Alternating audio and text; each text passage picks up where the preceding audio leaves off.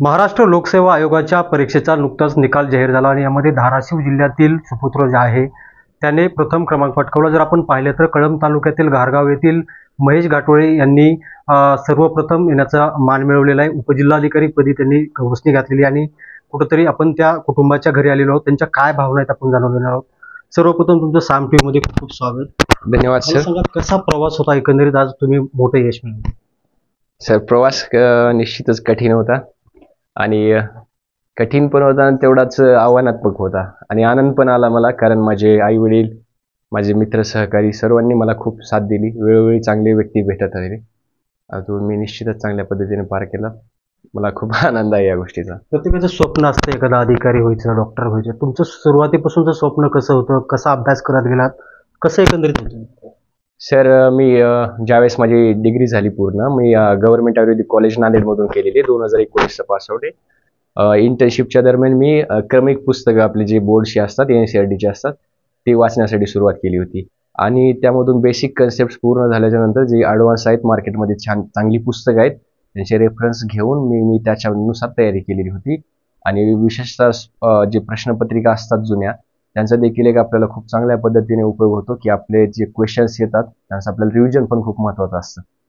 ग्रामीण भागातून अनेक तरुण जे आहेत त्यांना काय मार्गदर्शन असणार आहे तुमचं? कारण शहरातील जर आपण वातावरण पाहिलं तर शैक्षणिक वातावरण असतं, ग्रामीण भागात तेवढं वातावरण असताना आपण इतक्या मोठ्या पदावर घेऊन। सर वातावरण मॅटर करत नाही, तुमचा माइंडसेट मॅटर करतो। कधी पण वातावरण निर्मितीसाठी खूप असे घटक असतात, पण मात्र आपण खूप ठिकाणी पाहतो की अभ्यास पण करण्याची प्रवृत्ती लागते माणसाला। त्यामुळे मला असं वाटतं की ग्रामीण भागामध्येच खूप जास्त पोटेन्शियल दडलेलं आहे। आज आपण जर पाहिलं तर खूप सारे अधिकारी हे ग्रामीण भागामधूनच घडलेले आहेत, तर त्या दृष्टीने न्यूनगंड बाळगण्याची गोष्ट नाही आहे मनात।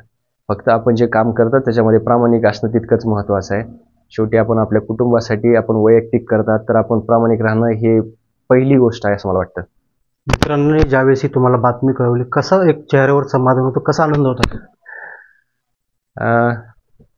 समाधान म्हणजे सर कापड दुकानात होतो त्यावेळेस, आम्ही छोट्या भाचीसाठी ड्रेस घेत होतो।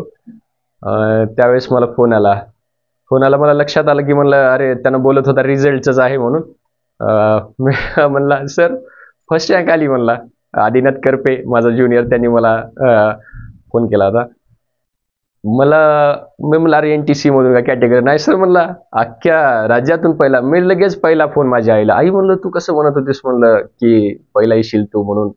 म्हणली मला विश्वास होता। म्हणजे आणि मी पळत सुटलो त्या गल्लीमध्ये। मी पहिल्यांदा गेलो, मंदिरात जाऊन आलो, वडील माझ्या मागे पळत निघाले त्यावेळेसच। पण ते कसं होतं सर की एक समाधान होतं आणि सर्व थकवा गेल्यासारखं वाटलं। म्हणलं आता केलं, एक स्वप्नाच्या पलीकडे गेलंय, ह्याच्यामध्ये सर्व चांगल्या व्यक्तींचा देखील सहभाग। मला आनंद होता, पण तितकंच एक विशिष्ट समाधान होतं की आपण काहीतरी आयुष्यात आज अचीव्ह केलं हे वाटलं मला। विद्यार्थ्यांना काय आव्हान असणार आहे? सॉरी सर काय? विद्यार्थ्यांना काय आव्हान करणार जे स्पर्धा परीक्षेची तयारी करतात? अनेक ठिकाणी आपण बघतोय की आत्महत्या विद्यार्थ्यांनी काय केल्यात, कुठेतरी 1-2 मार्कानंतर गेल्यानंतर परत आपण म्हणजे न खचता त्यांनी कशा पद्धतीने उभारी घेतली पाहिजे, काय आव्हान असणार आहे? सर आत्महत्या हे काही सोल्युशन नाहीये, कारण आत्महत्येने जर प्रश्न मिटत असते तर आज सगळ्यांनीच आत्महत्या केल्या असत्या। पण ही गोष्ट अशी आहे की विद्यार्थ्यांमध्ये फ्रस्ट्रेशन येतं, मात्र फ्रस्ट्रेशनची पुढची पायरी, फ्रस्ट्रेशन येणं ही सुद्धा एक चांगली गोष्ट आहे। माझ्या आयुष्यात देखील फ्रस्ट्रेशन पहिल्या अटेम्प्टला ज्यावेळेस मी मेन्सला जाणार होतो, मी अक्षरशः आईजवळ रडलो होतो, कारण मी म्हणलं आई म्हणलं मला एवढं टेन्शन येत आहे की माझं होईल की नाही। आई म्हणली तू फेस कर, फेस केल्याशिवाय तिची चूक काय आहे ते तुला समजणार नाही आणि ती चूक समजून आल्याच्या नंतरच तुला सुधारण्यासाठी टाइम भेटणार आहे। आणि कदाचित आपला नंबर कदाचित ह्या ॲडमध्ये नसेल, आपण विचार केला पाहिजे त्यावेळेस, कारण आपण स्पर्धा परीक्षेची तयारी करत होतो, मुळातच आपण एवढा समजदारीचा निर्णय घेतलेला असतो आपल्याला वाटतं, कारण आपल्याकडे पाहून आपलं बिहेवियर देखील तेवढं समजदार पाहिजे आणि आपलं वातावरण देखील आपण ॲटमॉस्फिअर समजदार आपल्या पद्धतीने करण्याचा प्रयत्न केला पाहिजे प्रत्येक वेळेस। तर त्यामुळे चुकांचं आत्मपरीक्षण सोबतच चांगल्या व्यक्तींचा सहवास, चांगले पुस्तकं, हे जर आपलं जग असेल तर मला वाटतं कोणालाही आत्महत्या करण्याची गरज पडणार नाही। नक्कीच जर आपण पाहिलं तर अगदी मुलगा आता इतका मोठा ऑफिसर झालाय, काय भावना आहेत? सॉरी सर, माझं काय झालंय ना सांगते की माझा एवढा आवाज बसला ना त्याच्या आनंदामध्ये, प्रत्येक व्यक्तीला मी सांगत एवढ्या मोठ्याने ओरडून सांगत होते की माझा मुलगा पहिला आलाय, माझा मुलगा पहिला आलाय. 1.5 किलोमीटर मी पळत होते. वरून सतत पाऊस चालू होता. सोयाबीन गोळा केलं, मी शर्ट अंगातलं काढलं नव्हतं, डोक्याचा रुमाल काढलेला नव्हता. तेवढ्यातच माझ्या मुलाचा फोन आला की आई तुला कसं माहित होतं की मी पहिला येणार आहे? अरे बाळा, माझा तुझ्यावर विश्वास होता ना की तू नाही तर दुसरा कोण येणार होता.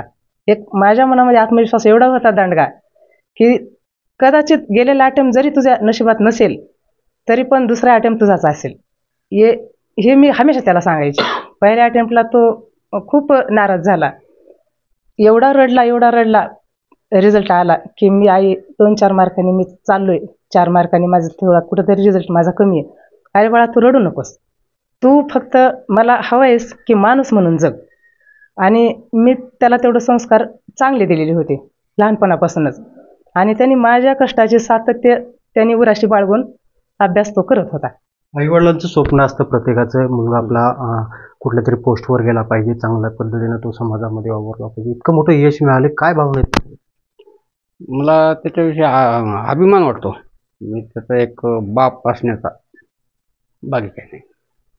जर अगदी आपण पाहिलं तर अगदी मध्यमवर्गीय कुटुंबातून येऊन अगदी इतक्या मोठ्या पदावर गवस निघाल्यात. घाटोळे यांनी जे यश संपादन केलं आहे, असंच सर्व विद्यार्थ्यांनी अगदी स्पर्धा परीक्षेमध्ये उतरून यश संपादन करावं, अशीच भावना आपण साम टी व्हीकडून देखील व्यक्त करूया. बालाजी सुरवसे, साम टी व्ही, धाराशिव. देश विदेशातील प्रत्येक घडामोडींचे लाईव्ह अपडेट मिळवण्यासाठी आता साम टीव्हीच्या सर्व सोशल मीडिया प्लॅटफॉर्मला लाईक, फॉलो आणि सबस्क्राईब करा. तसंच सर्व नोटिफिकेशनसाठी बेल आयकॉन प्रेस करायला विसरू नका.